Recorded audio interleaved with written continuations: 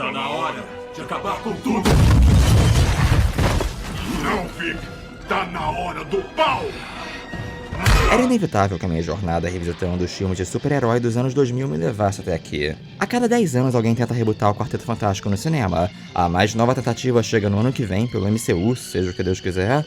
10 anos atrás foi aquele cocô do filme do Josh Trank. 30 anos atrás foi o filme trash do Roger Corman, nunca lançado oficialmente só pro estúdio não ter que pagar a indenização pra Marvel. E na meiuca disso, 20 anos atrás, nós tivemos os filmes do Teen Story, que foram os únicos que mais ou menos tiveram sucesso. E com isso eu quero dizer que eles receberam críticas bem ruins, mas foram um sucesso decente de bilheteria. E todos esses anos depois, eu vejo que o povo no geral tem uma memória carinhosa deles. Não é nada considerado clássico, tipo o Homem-Aranha do Sam Raimi, ou o Batman do Nolan, ou até alguns dos filmes dos X-Men, mas traz uma nostalgia gostosinha pra muita gente. E eu entendo isso. Eu tinha 10 anos e eu assisti esse filme no cinema com meu pai. Foi um dia legal numa época meio nebulosa da minha vida. Tanto que esse ano eles finalmente fizeram o óbvio que todo mundo sempre falou pra eles fazerem e colocaram Chris Evans pra reprisar o Tocha Humana.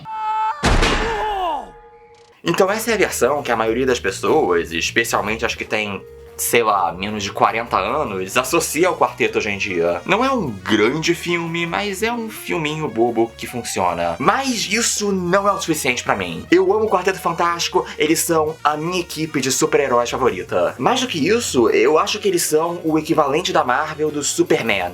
Não o Capitão América ou o Homem-Aranha, o Quarteto Fantástico é o Superman da Marvel. É a revista mais importante da história da editora, que abriu toda a geração de super-heróis como a gente conhece hoje. Dentro do universo, eles são os heróis mais unanimemente queridos do mundo e o centro de todas as ações. Mas eles também estabeleceram toda a dinâmica dos heróis da Marvel como um bando de esquisitos neuróticos disfuncionais em contrapartida aos da DC. Pantera Negra, Inumanos, Galactus, Surfista Prateado, os Skrulls, os Kree, Kang, Agatha Harkness, Adam Warlock, tudo personagem que deu as caras pela primeira vez na revista. O Quarteto Fantástico é a Marvel em seu modo mais criativo, um dos pilares mais fundamentais do universo e um dos maiores marcos dos quadrinhos de super-herói. Mas a maioria das pessoas não tem ideia disso. Elas não têm a menor ideia que o Quarteto Fantástico é a realeza da Marvel, ou que o Doutor Destino é considerado o maior vilão da editora, blá blá blá blá blá blá blá. Pra maioria, eles são só mais um entre tantos outros grupos de super-herói, com um cara que estica, outro que pega fogo, outro que fica invisível, outro que é de pedra, e eles todos sempre lutam com esse vilão aí da Máscara de Ferro e o nome mais idiota do mundo. Inclusive, essa mesma maioria deve estar muito confusa quanto ao porquê eles insistem sempre em rebutar esse bando de personagem flopado a cada 10 anos a 30 anos. Como se ninguém se importasse com o Quarteto Fantástico, mas ainda assim, eles se sentem meio que moralmente obrigados a se importar com o Quarteto Fantástico. E o melhor que pode ser feito é um filme bobinho com áreas de comédia pastelão de sexo dos anos 2000, até mesmo estrelando aquele cara de Não É Mais um Besterol Americano. A Jane tem uma arma. Jane Briggs tem uma arma. Ela tem uma arma! Ela tem uma arma!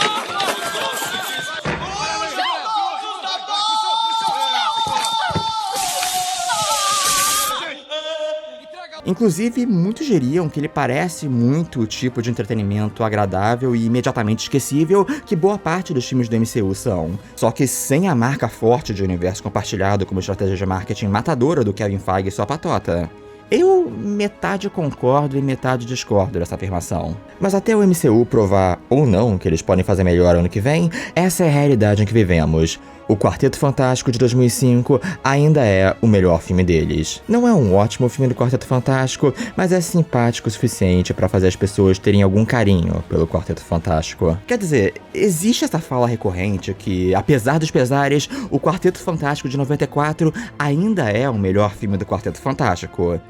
E é uma observação engraçada pra fazer um ponto, que Hollywood é tão ruim nisso que o filme de micro-orçamento, que nunca foi lançado e nunca foi feito para ser lançado, ainda é o melhor que a primeira família da Marvel já teve no cinema. Mas eu também não concordo de verdade com isso. Eu já vi o filme de 94 algumas vezes ao longo dos anos, porque eu sou uma pessoa fundamentalmente quebrada. Então eu falo com propriedade que ele é exatamente a trecheira semi-inteligível que ele parece que é, e o filme de 2005 é infinitamente mais assistível. Não que isso queira dizer muita coisa, mas até hoje, o melhor filme do quarteto. A não ser, é claro, que a gente também conte o musical underground produzido pelo gênio incompreendido Tobias Funke.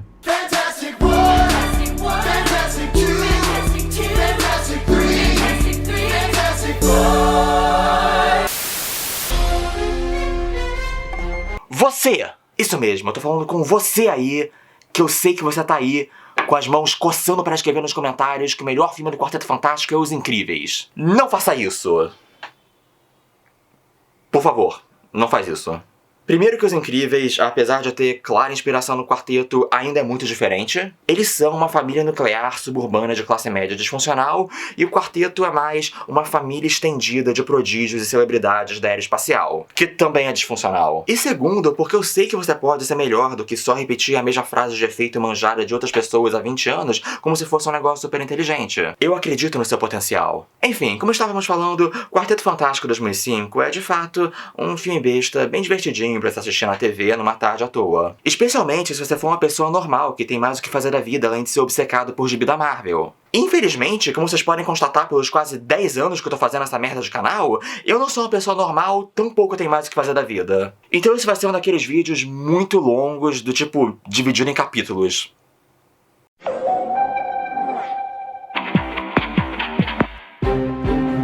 O filme é dirigido pelo Tim Story, um cara conhecido por comédias bobinhas, tipo Uma Turma do Barulho e Táxi, e isso é exatamente o que ele entrega. E também eu acho que isso faz desse o primeiro filme de super-herói com um diretor negro, então parabéns pra esses ícones da diversidade. Pra mim, a parte que eu acho realmente bizarra é que o roteiro foi co-escrito pelo Mark Frost. E se o nome parece familiar, ele é o outro co-criador de Twin Peaks. Então,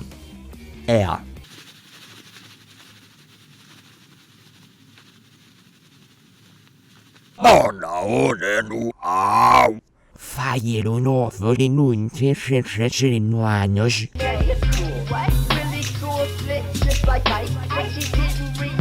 Então nessa grande virada de milênio da Fox, se o filme do Demolidor é o lado dos anos 2000 que representa a galera do new metal e emo, cheia de sofrência e coro, o filme do Quarteto Fantástico representa aquele lado dos anos 2000 que é tipo o cara de cabelo espetado com luzes, óculos sem aro com lente colorida e um cavanhaque ao lado da sua namorada de jaqueta jeans, calça de cintura baixa e a calcinha aparecendo. Foi uma década estranha, o 11 de setembro fritou a cabeça dos americanos. Então, só caso você não tenha visto ou não se lembre de nada do filme, na trama, Reed Richards é um cientista genial, mas falido, que convence o bilionário cuzão Victor Von Doom a financiar uma viagem espacial para explorar uma nuvem de energia cósmica que pode ser a chave para, sei lá, curar o câncer, aumentar o tamanho do pinto, ganhar dinheiro, essas coisas. Então o Reed vai lá com seu melhor amigo, o astronauta Ben Green, a sua ex, que agora tá pegando Victor, Sue Storm, o irmão dela, Johnny Storm, ex-astronauta expulso da NASA por ser um completo imbecil e agora salvo graças ao nepotismo, e o próprio Victor. Da merda, eles são expostos pelos raios cósmicos e ganham superpoderes muito fodas,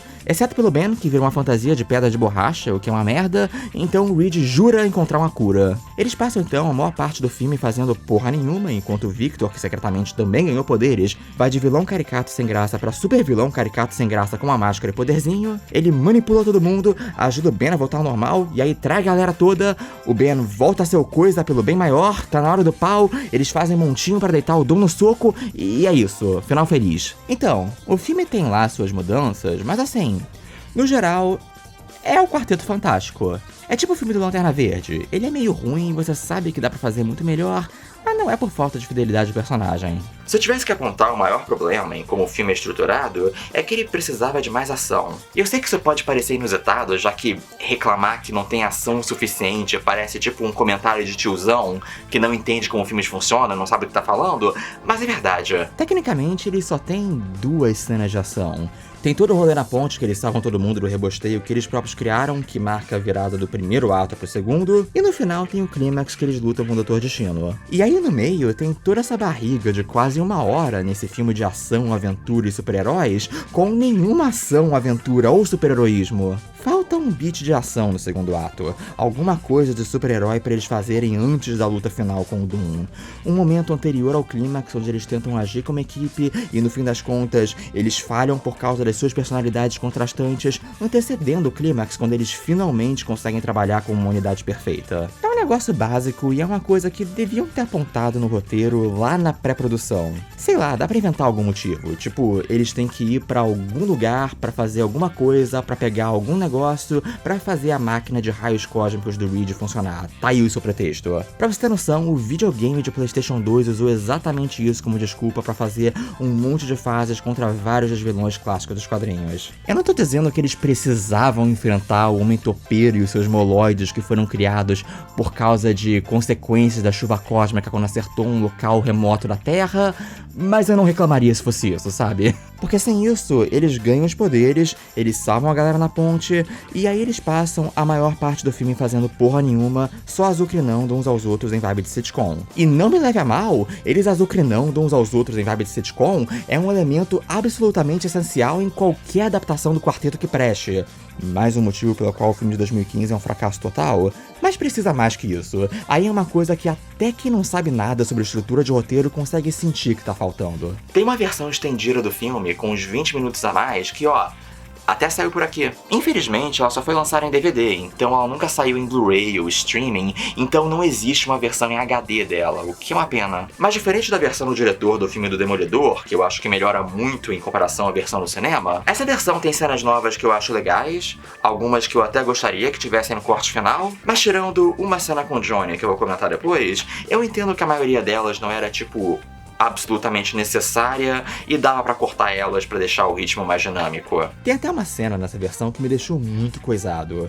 É uma cena que até comentam bastante por aí, com o Reed e a Sue em que eles estão discutindo num clima meio romântico, aí tem uma hora que o Reed estica a cara pra ficar igual o Wolverine, num efeito visual muito questionável. Mas essa nem é a parte estranha. A parte estranha é que ela é claramente uma versão alternativa da cena que vem logo antes dela, do Reed e a Sue no planetário. Não é nenhuma surpresa que nos cortes lançados em outros países eles usam essa cena e não a outra. As duas servem a mesma função, elas usam várias das mesmas falas. You always talked about how you liked the kind of man who could approach you, speak his mind. Well, I guess that's what I thought you always wanted. A stronger man. I did. But I wanted you to be that man. Why didn't you say something? I did, Reed. But I wanted you to be that man. Well, why didn't you say so? E ainda terminam com a mesma piada do Reed tentando beijar a Sue invisível, mas ele acaba beijando o nariz dela. E eles simplesmente colocaram elas, uma na frente da outra, no que é pra ser um corte oficial do filme lançado pelo estúdio. É bizarro. Seria de boa se eles tivessem incluído as cenas como um extra do DVD, mas não tem condição nenhuma dela estar de fato no filme. O mais importante pra um filme do Quarteto Fantástico são os personagens. Até porque eles são, talvez, a super equipe com a voz individual de cada um e as dinâmicas entre si mais bem definidas. Então eu vou comentar os personagens do melhor pro pior, todos os 4 principais. Na verdade, todos os 5 principais. It's not a dream, it's power to the extreme. It's the ever-loving blue-eyed thing. It's clobbering time. It's clobbering time! It's catchy, right? O personagem melhor realizado nesse filme é fácil, Ben Green, o Coisa. E bom pra eles, porque é um personagem que é muito difícil de errar. O mais popular e querido da equipe desde sempre, um desses raros personagens com 0 haters. Mesmo tendo a aparência mais absurda, ele é o cara mais normal da equipe e em meio a tanta loucura, ele é o personagem que sempre mantém as histórias do quarteto com o pé no chão. E eu acho Michael Chiklis uma transposição excelente. A voz, os maneirismos, é tudo como eu imagino que o Ben dos quadrinhos deve ser. Ele tem mais destaque e o arco de personagem mais bem definido e tranquilamente vira o coração do filme. O que é correto. Volta e meia eu vejo gente criticando a fantasia dele, meio coisa baixinho e com roupa de borracha, kkk, muito tosco, e que se fodam essas pessoas. Eu sou tão feliz dele não ser um bonecão de computação gráfica. Claro, em CGI dava pra passar mais a impressão de um homão de pedra de 2 metros super poderoso, mas, assim, o Coisa não é o Hulk. O Hulk são esses surtos de raiva esporádicos do Bruce Banner, o Ben é o Coisa o tempo todo. E o mais importante do Ben, pra mim, é sentir essa tangibilidade, esse calor daquele tiozão que você ama demais, e isso é uma coisa que a presença física do ator numa roupa de borracha entrega muito melhor que um modelo digital. E isso é crédito total pro Michael Chiklis, que brigou pelos efeitos práticos, aprendeu a se movimentar bem na roupa e até falar com as próteses e a dentadura esquisita. Tem um negócio nele que meio que me incomoda, que é aquele lance todo dele ter a noiva unidimensional que dá no pé no segundo que vê ele de pedra. É forçação demais só pra deixar ele ainda mais o rei da coitadolândia. O filme nos conta que ela e o Ben eram um super casal perfeito, mas aí basta ele aparecer como coisa que ela não só fica assustada, ela simplesmente larga a aliança no chão e dá no pé. Ela só tá lá pra ser esse arquétipo da mulher que se revela traiçoeira e fútil quando as coisas não dão como esperado. É mais uma nota na relação estranha que esse filme tem com as mulheres, mas vamos falar mais sobre isso depois. Eu também queria que a Alicia tivesse mais destaque no filme. Ela tá super bem escalada e os dois têm uma boa química juntos, mas infelizmente a maioria das cenas dela foram cortadas e estão só na versão estendida. Incluindo essa parte que ela vai limpar ele com um pincel como se ele fosse uma das esculturas dela e é filmado como se fosse uma grande cena erótica. Eu acho incrível. E também, em nenhum momento é deixado claro que ele é judeu, e o Michael Chiklis também não é judeu, o que hoje em dia é um ponto de contenção importante, mas pra ser justo, isso era uma coisa que só tinha sido confirmada nos quadrinhos há muito pouco tempo, e representatividade nesses detalhes não era uma ideia tão grande em 2005. Mas eu acho que a aparência e maneirismos dele é tão fiel ao personagem do Coisa, que eu acho que até o próprio Jack Kirby aprovaria.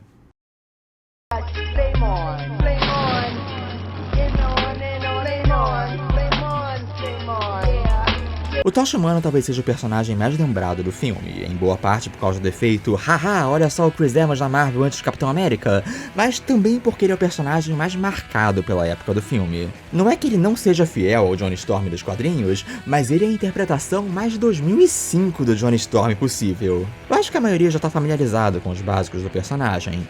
O Johnny Storm, ele é impulsivo, ele é imaturo, ele é esquentadinho, ele é engraçado, ele é mulherengo, ele é provavelmente bissexual e tá tentando disfarçar se fazendo de heterotop. I'm so hot for you right now.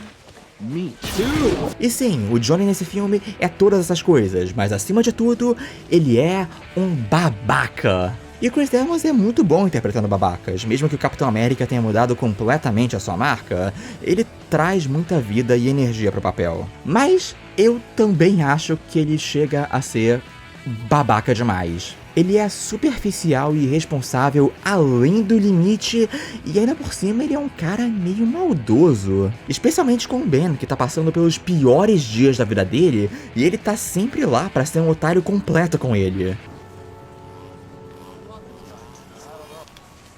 Where are your ears?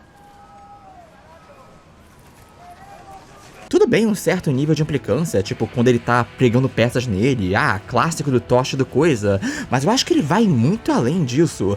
Boa parte do tempo, ele é simplesmente cruel. Ben Grimm is a genuine American hero. What he means is every team needs a mascot.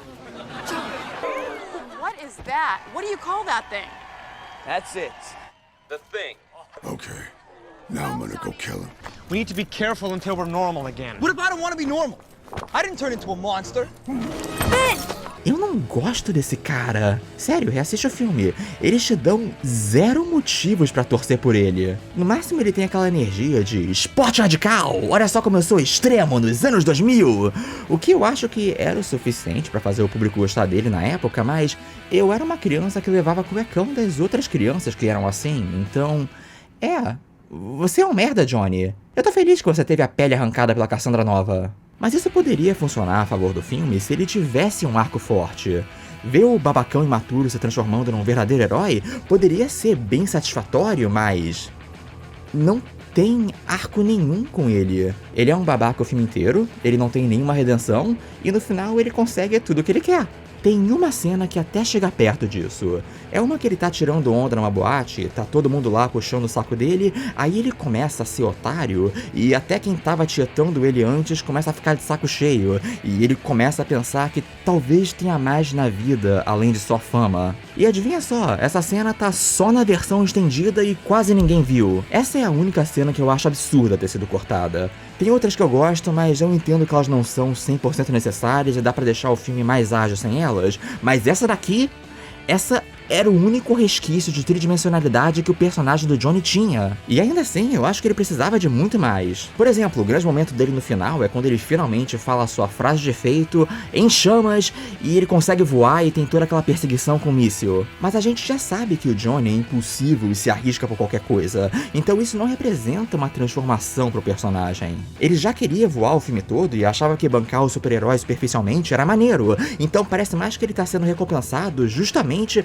por ser um babaca impulsivo. É só comparar o contraste com Ben, que quando ele finalmente tem a sua entrada triunfal e fala a sua frase de efeito, foi depois dele abrir mão de tudo que ele mais queria e abraçar o coisa. Por isso a cena é satisfatória. E isso é basicão de roteiro, mas então, por que os outros personagens não têm nada parecido? Os bons quadrinhos pegam um bom equilíbrio entre a imaturidade do Johnny e o lado heróico dele. Ele é um bobalhão, mas definitivamente um cara legal. Ele sempre zoa o Ben quase como o irmãozinho merdeiro dele, mas ele também faria qualquer coisa por ele. Ele literalmente morre por ele. Acho que é isso que ele precisava nesse filme. O Johnny precisava cometer algum sacrifício ou pelo menos fazer alguma coisa legal pelo Ben. Até porque o Chris Evans e o Michael Chiklis têm uma química muito boa juntos. E o Johnny tá um pouquinho melhor na continuação. E ainda assim isso é relativo.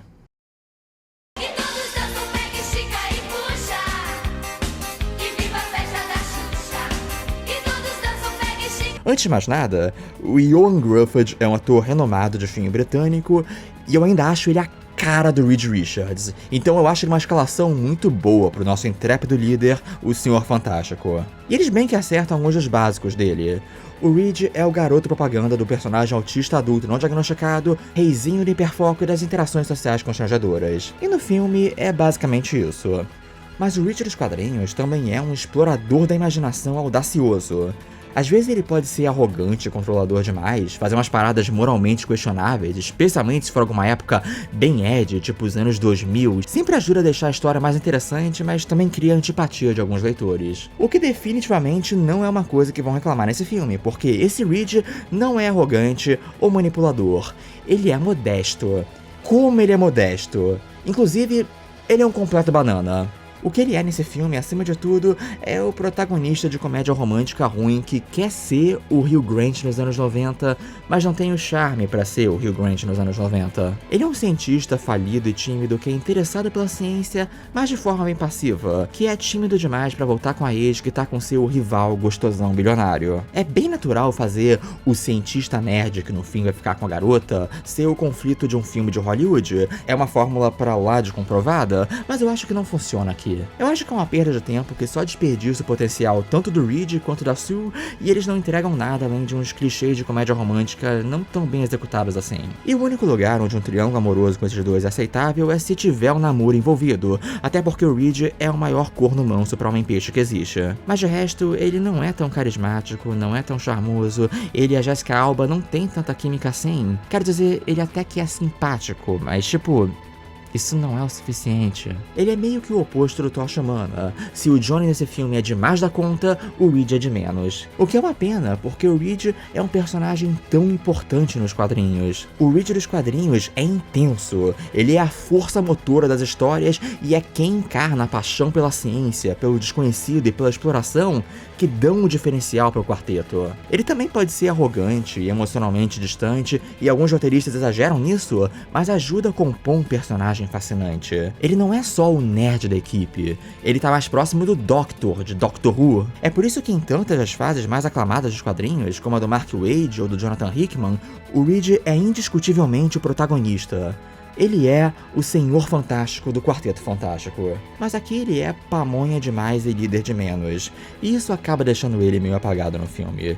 Eu não consigo imaginar ele sendo o personagem favorito de ninguém. O mais irônico é que o personagem mais icônico do Ioan Gruffudd é o Horatio Hornblower, o capitão britânico fodão e estrategista genial nas guerras napoleônicas, baseado no personagem literário clássico em uma série de telefilmes britânicos. O que eu quero dizer é que o ator poderia tranquilamente ter feito um Senhor Fantástico foda se o filme tivesse interesse em seguir por aí. Ok, mais uma coisa, e esse é um negócio muito significante, mas...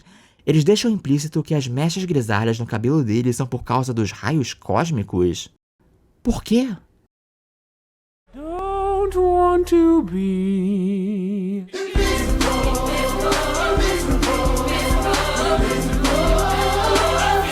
Putz, isso vai ser delicado. Susan Storm, eu acho que ela é, de longe, a personagem do quarteto mais difícil de escrever. Porque a personagem surgiu como ponto fraco da equipe. Ela vem de uma época onde a função dela era simplesmente ser a garota, e escrita do alto da visão patriarcal do Stan Lee. Os poderes dela eram uma bosta, ela vivia sendo capturada, e a personalidade dela consistia no fato que ela era uma mulher que gostava de coisas genericamente de mulherzinha, e não sabia se queria ficar com o Reed ou namor. Claro que muita coisa mudou ao longo dos anos, assim como o mundo mudou, ela foi de garota invisível pra mulher invisível, os roteiristas deram mais camadas pra ela, desenvolveram melhor os poderes dela, inclusive estabeleceram que ela é a mais poderosa da equipe, e também a mais responsável e a mais centrada. Mas isso não faz automaticamente uma personagem interessante. A impressão mais frequente que eu tenho é que os roteiristas adoram escrever o Reed, adoram escrever o Ben, eles adoram escrever o Doom e ele nem é parte da equipe,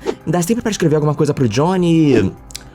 Putz, a gente tem que achar alguma coisa pra Sue fazer. Claro que a grande maioria dos roteiristas sendo homem não ajuda, mas pelo simples fato dela ser a única mulher entre 3 caras e tanto da personagem dela existir em torno dela ser esposa e mãe, literal e figurativamente, tem muita armadilha fácil de cair escrevendo ela. Você pode, com as maiores boas intenções do mundo, caracterizar ela como uma pessoa mais madura e competente que tá lá segurando as pontas dos seus 3 meninos merdeiros, mas isso facilmente pode só estar fazendo dela uma grande girl boss estraga-prazeres. Ou seja, nesse caso, ela continuaria sendo simplesmente a garota, mas com uma roupagem de feminismo pop superficial por cima. E é claro, eu não nego que tem muitos exemplos nos quadrinhos dela sendo bem escrita e interessante, mas como eu disse, é um desafio, porque o arquétipo dela como a garota da equipe é um negócio estruturado no DNA da revista desde seu começo. E diferente de X-Men, que quando finalmente fez sucesso já tinha se tornado um negócio completamente diferente do que era inicialmente,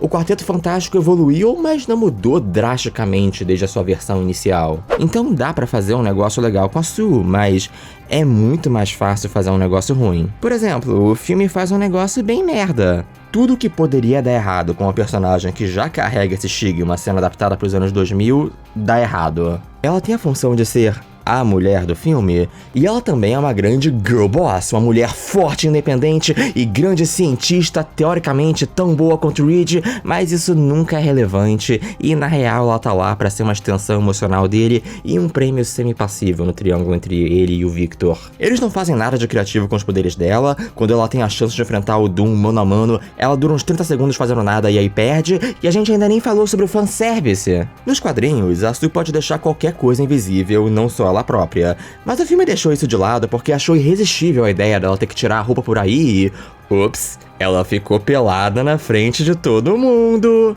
E eles repetem isso algumas vezes. E o pior é que é até difícil chamar de fanservice propriamente, porque a gente quase não vê nada, são uns flashes bem rápidos, e eu sei que isso é esquisito, mas eu acho que isso torna tudo até pior. Porque assim, se fosse pela vontade de querer ver a mulher gostosa nua ou seminua em posição sugestiva, pelo menos eu entendo. Pelo menos tem algo puro em só querer fazer a uga-uga, peitos e bunda oba-oba. Mas na verdade são várias cenas de comédia que se resumem a kkk, a mulher teve que ficar pelada na frente de todo mundo. O que na verdade se traduz uma vontade de colocar a mulher numa posição de exposição e humilhação. E eu tenho certeza que esse não foi o pensamento intencionalmente malicioso passando pela cabeça das pessoas da produção, mas meio que é o que é. E claro, quando a personagem ficou fraca, muito do hate caiu especificamente em cima da Jessica Alba, em típica misoginia casual dos anos 2000. As pessoas culpavam ela pelo jeito que a personagem era escrita, falavam que só escalaram ela porque ela era gostosa, que ela atua mal, desmereceram o sucesso que ela teve antes no gênero de ficção científica e ação em Dark Angel, etc. E se você vê as entrevistas, parece que ela tá tão ansiosa por querer agradar o público e os fãs, mas ao mesmo tempo quer ter um mínimo de respeito. Eu pessoalmente já tava ciscando pela internet naquela época, e eu lembro muito bem como os caras queriam consumir ela como esse ideal de sex symbol da época, mas ao mesmo tempo ressentiam ela por isso. Ela conta que se sentia muito subestimada no set. Tem uma história bem infame de quando ela foi filmar a cena que ela morre no segundo filme, e o Teen Story mandava ela demonstrar menos emoção e fazer uma cara mais bonita, que eles podiam inserir as lágrimas em CGI depois, essas coisas. A Jessica Alba merecia muito mais. My character, of course, goes invisible. She's in a man's world. I think she feels overlooked, and she might as well be invisible. Mas o tratamento de mulheres no filme é meio preocupante no geral. Seja a Sue ou a noiva unidimensional do Ben, seja absolutamente todas as cenas que o Tosh Humano interage com qualquer mulher que não seja sua irmã. É muito doido rever o filme numa época onde a gente tem noção muito maior de assédio. Mas praticamente com todos os personagens. Por exemplo, o Rich tá em ambiente de trabalho com a ex dele que tá comprometida com outra pessoa e todos os outros personagens tratam ele como um bundão por não estar dando em cima dela, incluindo a própria Sue. Tipo a cena que ela aparece com um uniforme espacial pela primeira vez, com um decotão, e fica ofendida que o Reed tá mais interessado na tecnologia das moléculas instáveis do que no decote dela. Ela queria que ele falasse o quê? Nossa, belas tetas, tá de parabéns. Eu não sou fã do quão estéril e antissexo são os últimos anos de filme de super-herói, e especialmente da Marvel, mas uma boa parte disso também foi uma resposta à bizarrice que foi essa época. E no entanto, mesmo com tudo isso, eu nem acho que a Sue é a personagem mais maltratada pelo filme.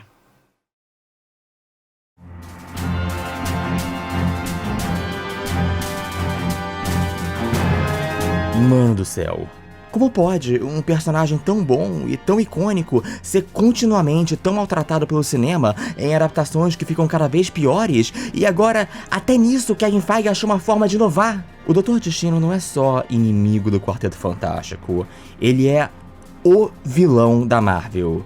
Seja como arqui-inimigo, como ameaça a nível cósmico, ou até como anti-herói romântico.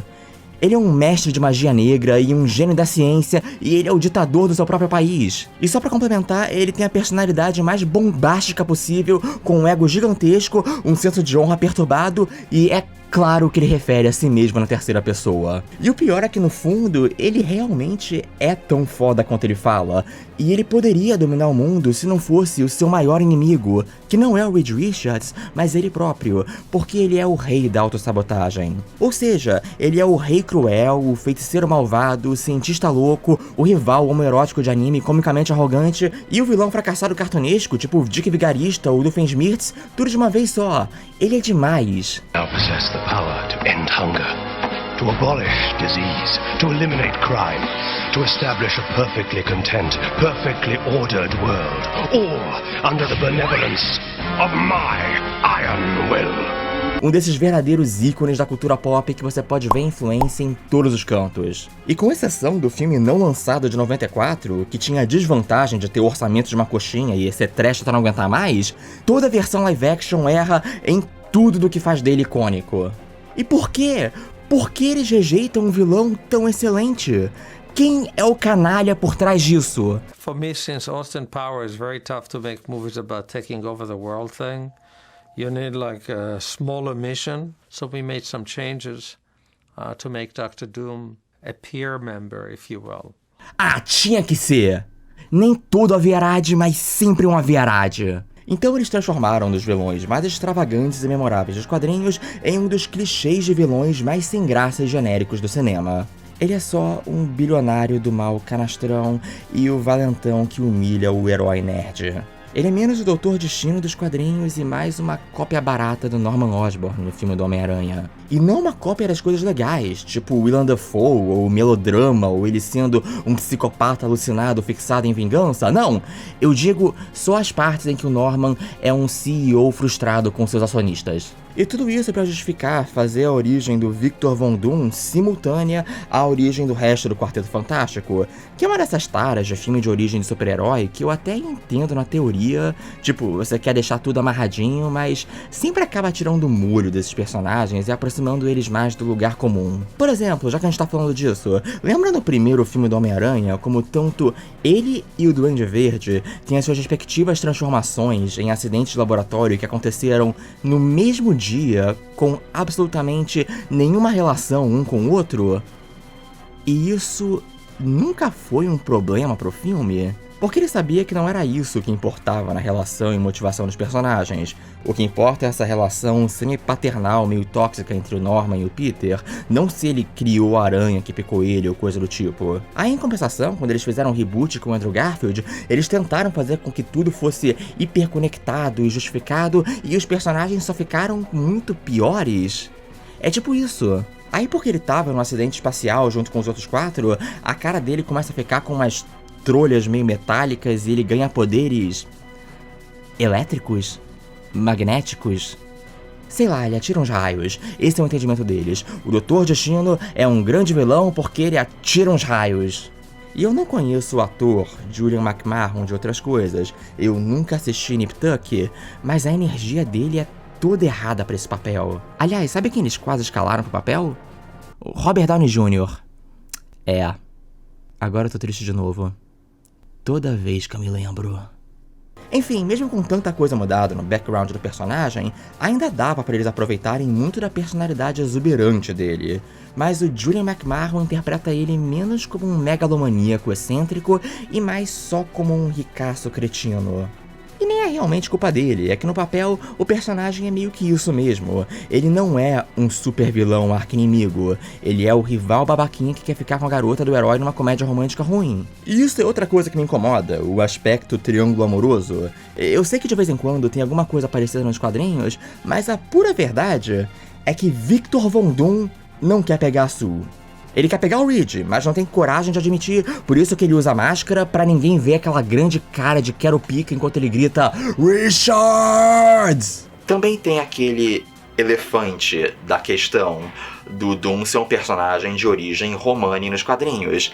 E aqui, tal qual todas as outras versões live action dele, não tem nenhum sinal disso. Mas você volta pra origem dele, tal qual como eles definiram lá nos anos 60, ou volta e meia quando eles mencionam em outros gibis, e é isso mesmo, o Victor é abertamente filho de ciganos, morando em caravana e tudo mais. Isso é um problema, e pra ser sincero, não é nem que eu ache isso tão intrínseco à essência do personagem quanto algumas pessoas dizem, mas acaba sendo uma consequência do fato que a Marvel adorava retratar tudo do leste europeu na base de estereótipos. Aí, boa parte das vezes, eles só metiam essa cartada do ciganos, porque é o tipo de povo que eles imaginavam como sendo o exótico desse universo. A própria Latvéria toda é exatamente isso, é um grande estereótipo de leste europeu de acordo com a percepção americana da época. Mas aí, 60 anos depois, a gente fica com esse questionamento de... Pera, então não é um apagamento étnico e cultural você não ter um ator romano interpretando ele e não ter maiores referências a isso?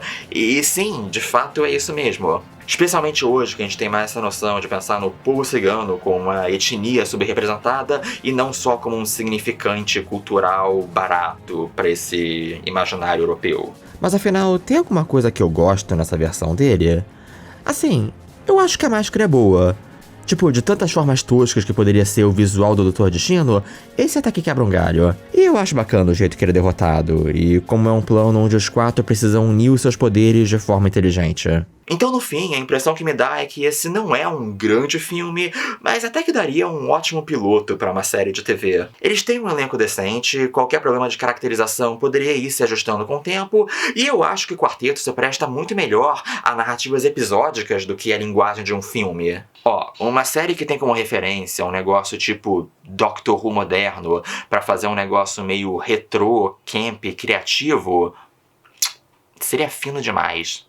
Até ajudaria a relevar coisas tipo efeitos especiais meio trash, porque a gente sabe que é assim que TV funciona mesmo. Mas no mínimo, esse é um desses filmes que tem tudo para ser um daqueles que a continuação é muito melhor, né?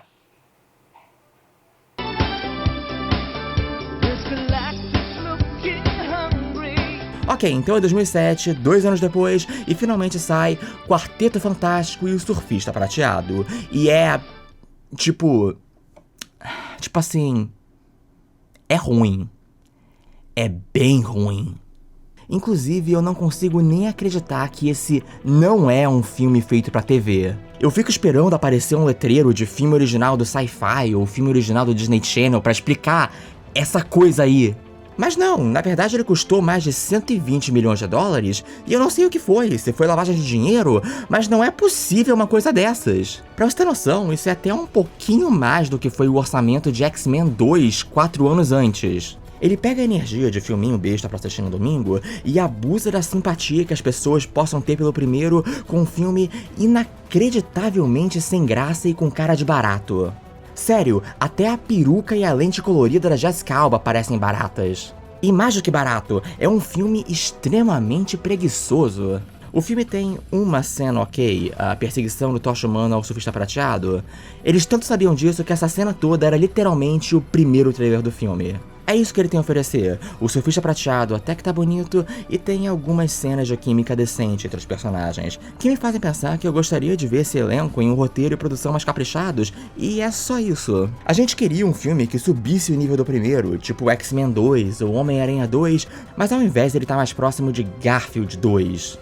Garfield 2. Nesse aí ele vai pra Londres porque é a melhor ideia que a gente teve, porque o primeiro filme, que já não era lá essas coisas, foi um sucesso moderado e mandaram a gente cagar uma continuação. E olha só, o quarteto também vai pra Londres nesse filme. Mas sério, o estúdio deve ter visto o apelo que o primeiro filme teve com as crianças e fez o segundo muito mais infantil. E eu digo isso de forma pejorativa, no pique pode fazer de qualquer jeito porque criança engole qualquer coisa. E o pior é que ele se baseia em coisas que deveriam render um filmaço. A trilogia do Galactus é um dos quadrinhos mais icônicos de todos os tempos.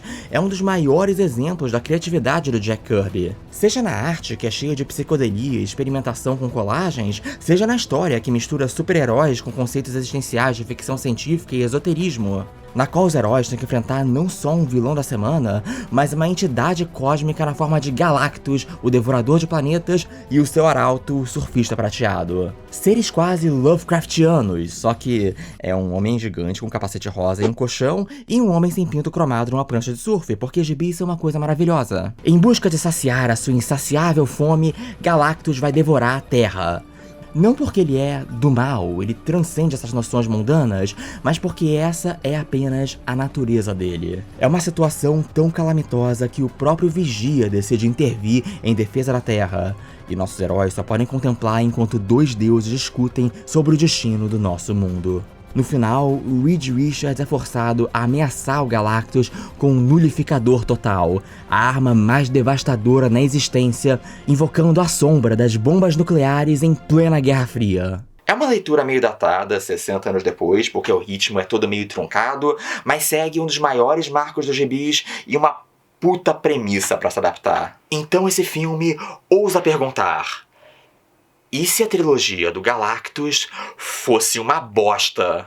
Não tem vigia, não tem monstros diversos, não tem psicodelia, não tem dramalhão, não tem contemplação cósmica nenhuma, porque esse filme é completamente sem energia e sem graça. E claro, a cereja no bolo, só pra ter certeza absoluta que nenhuma criatividade acidentalmente possa entrar nessa produção: Galactus, o Devorador de Planetas. Galactus é uma nuvem. Uma nuvem gigante sem personalidade que só aparece no finalzinho e se explode junto com o Surfista Prateado de forma totalmente anticlimática. Eu acho essa adaptação ruim de um personagem de quadrinhos pro cinema mais icônica de todos os tempos, pelo menos até agora. Ela é icônica pelo quão anti-icônica ela é. Eu prefiro encarar 1000 Deadpools sem boca do Wolverine Origins do que isso. Ela encapsula tudo de errado com esse filme, removendo tudo que é simultaneamente fantástico, criativo e brega e substituindo por um negócio pasteurizado, seguro e completamente sem graça. Mas graças a Deus, nenhum espectador profundamente medíocre e sem um pingo de criatividade vai poder fazer nenhuma piada sobre o vilão ser um cara gigante de capacete rosa. Então eu acho que nós melhoramos o negócio. Mas olha pelo lado bom, pelo menos o Doom tá de volta. Ele roubando a prancha e os poderes do Surfista Prateado é uma dessas tramas clássicas, então essa é a chance deles finalmente se redimirem e fazer dele mais próximo dos quadrinhos. E olha aí a Latvéria, olha aí o Castelo do Destino. Agora ele tem até um troninho do mal, isso é muito a cara do Doom. É isso, agora vai, agora vai! Não! Não! Não! Tomar no cu essa merda de filme!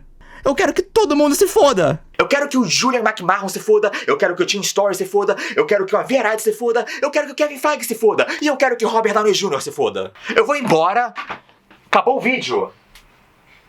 Tchau. Eu passei um tempo tentando escrever um final com alguma conclusão edificante e inteligente, ainda mais depois de mais de 40 minutos falando, mas eu cheguei à conclusão que o final abrupto no Rage Quit era o caminho correto. Mas você sabe o que não é abrupto? Esse canal, porque esse vídeo marca simplesmente 10 anos de tralhas do John. Puta que pariu, eu tô fazendo isso há muito tempo. Ainda bem que esse é um desses vídeos grandes que servem meio como um evento comemorativo. Então, parabéns pra mim! Yay! E parabéns também para esses lindos e gostosos apoiadores que estão aí e me ajudaram por boa parte desses anos. Quem tiver interesse em se juntar no meu Apoia-se, o link tá na descrição. E por enquanto é isso. Um delicioso beijo na bunda de vocês e até a próxima. Tchau!